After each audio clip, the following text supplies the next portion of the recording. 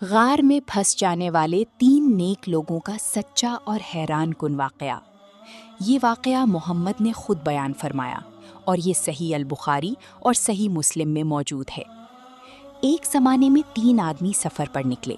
راستے میں بارش شروع ہو گئی تو وہ پناہ لینے کے لیے ایک پہاڑ کی غار میں داخل ہو گئے۔ اچانک پہاڑ سے ایک بہت بڑا پتھر لڑھکتا ہوا آیا اور غار کی منہ پر آ گرا۔ راستہ مکمل بند ہو گیا۔ اب نہ باہر نکلنے کا راستہ تھا، نہ مدد مانگنے کا کوئی طریقہ۔ وہ سمجھی کہ اب صرف اللہ ہی بچا سکتا ہے۔ تینوں نے فیصلہ کیا کہ اپنی سب سے خالص نیک اعمال کا واسطہ دے کر اللہ سے دعا کریں۔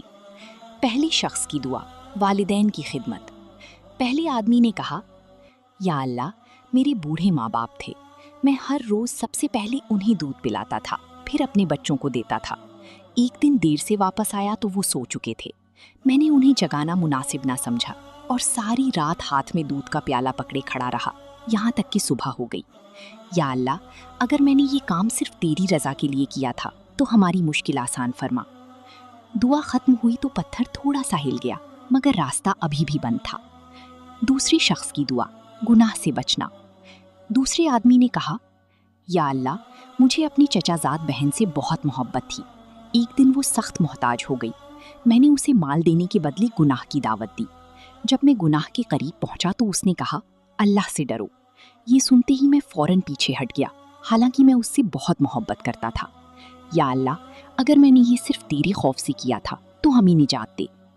یہ دعا ختم ہوئی تو پتھر مزید ہل گیا، مگر ابھی اتنی جگہ نہ بنی کہ وہ نکل سکتے۔ تیسری شخص کی دعا، امانت داری۔ تیسرے آدمی نے کہا، یا اللہ، میں نے ایک مزدور کو کام پر رکھا، اس کی مزدوری باقی لوگوں کو دے دی، مگر وہ اپنی اجرت لیے بغیر چلا گیا۔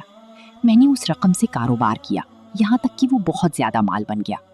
کافی عرصے بعد وہ واپس آیا اور اپنی مزدوری مانگی۔ میں نے سارا مال اس کے حوالے کر دیا۔ یا اللہ، اگر میں نے یہ صرف تیری رضا کے لیے کیا تھا تو ہمیں نجات عطا فرما۔ جیسے ہی اس نے دعا ختم کی، وہ بھاری پتھر مکمل طور پر ہٹ گیا۔ تینوں آدمی صحیح سلامت غار سے باہر نکل آئے۔ اس واقعے سے کیا سبق ملتا ہے؟ خالص نیکی کبھی ضائع نہیں ہوتی۔ مشکل وقت میں سچے اعمال انسان کے کام آتے ہیں۔ اللہ تعالیٰ اپنی بندوں کی دعا سنتا ہے۔ والدین کی خدمت، گناہ سے بچنا اور امانت داری بہت عظیم اعمال ہیں۔ یہ واقعہ صدیوں سے لوگوں کی ایمان کو تازہ کرتا آ رہا ہے، کیونکہ یہ ہمیں یاد دلاتا ہے کہ جب دنیا کی تمام راستے بند ہو جائیں تب بھی اللہ کی رحمت کا دروازہ کھلا رہتا ہے۔